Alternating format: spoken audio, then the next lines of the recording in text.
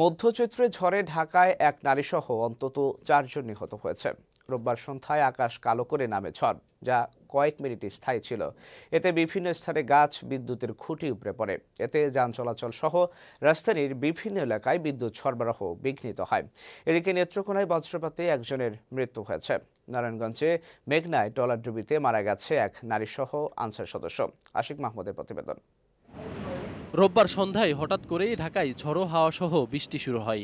কয়েক মিনিটের ঝড়ে রাজধানীর বিভিন্ন স্থানে গাছ, বৈদ্যুতিক খুঁটি উপড়ে পড়ে। ঝড়ে গাছের নিচে চাপা পড়ে রাজধানীর চন্দ্রিমা উদ্যান এলাকায় লিলি দি কোস্টা নামের এক মহিলার মৃত্যু হয়। মণিপুরি পাড়ার বাসিন্দা লিলি সন্ধ্যায় হাঁটাহাঁটি করার সময় ঝড়ের কবলে পড়েন। নির্মাণাধীন ভবন থেকে ইট পড়ে পুরানা পল্টন মোড়ে মোহাম্মদ হানিফ নামের এক চা দোকানি এবং পশ্চিম শেওড়াপাড়ায় এক ব্যক্তি নিহত হয়েছে। কদমতলীতে দেয়াল চাপায় নিহত হয়েছে এক রিকশা চালক। এছাড়া রাজধানীর বেইলি রোড এবং হেয়ার রোডে বিভিন্ন জায়গায় ঝড়ে গাছ ভেঙে পড়ে।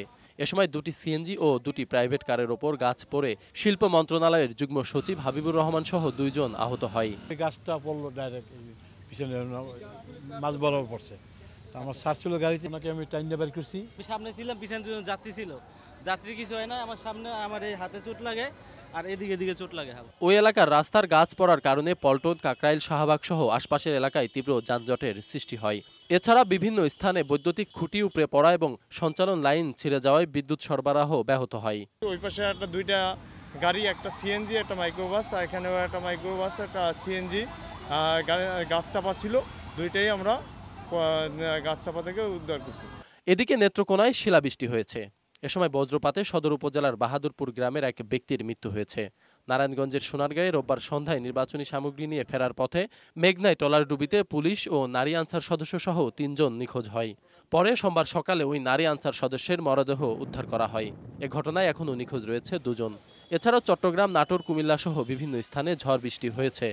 আবহাওয়ার পূর্বাভাসে বলা হয়েছে, আজও রাজশাহী, বগুড়া, পাবনা, ঢাকা, টাঙ্গাইল, ময়মনসিংহ, মাদারীপুর, যশোর, কুষ্টিয়া, কুমিল্লা ও সিলেট অঞ্চলসমূহের ওপর দিয়ে ঝড়ো হাওয়া সহ বৃষ্টি হতে পারে।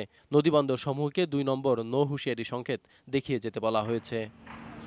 আশিক মাহমুদ, বৈশাখী সংবাদ, ঢাকা।